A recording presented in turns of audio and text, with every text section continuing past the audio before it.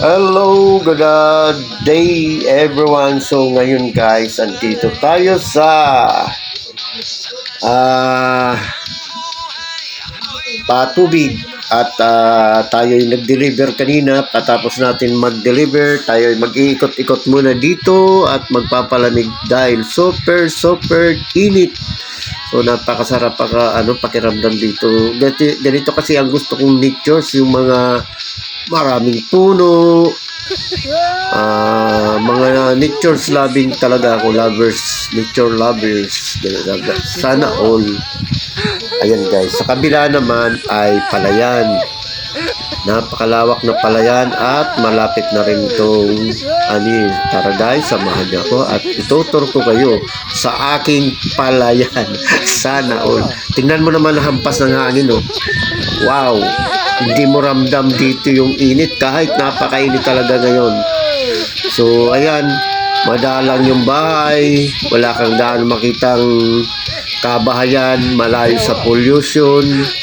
So kaya dito ko pinili manirahan kasi siyempre tayo pinanganak ng probinsya pero lumaki na tayo dito sa parting Maynila since dito nga tayo sa syudad tumira dati.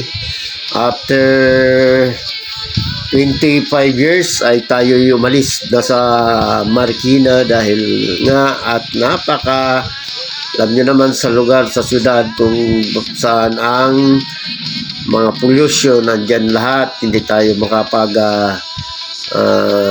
tanim-tanim ng anong gusto natin. Tayo hilig ko talaga yung magbabiyahe, makita yung mga lugar na magaganda, hindi lang sa syudad kundi ang gusto ko yung natures talaga. Yan, oh, tingnan mo ang ganda ng palay, oh. Malapit na, mga 1 week na lang guys yan at anihin na yan. Yan, oh, yan ang patubig. Walang tigil ang tubig dito guys, kaya sagana yung Bulacan sa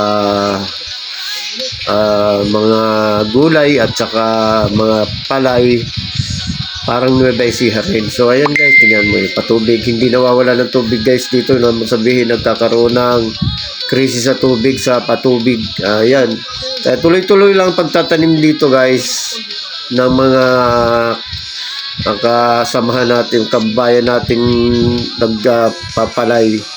So ayan guys, kung meron lang akong ganito sana all, oh. Ayan, gusto ko sa ganitong lugar manirahan talaga. Yan ang aking palayan, ay itutur ko kayo. Ang lawak-lawak. Shout out sa inyo guys.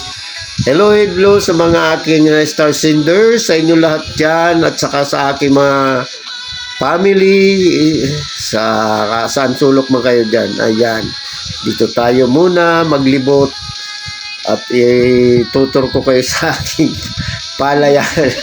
Ayan, diba, kaparelax, wala kang matanong ng mga bahayan.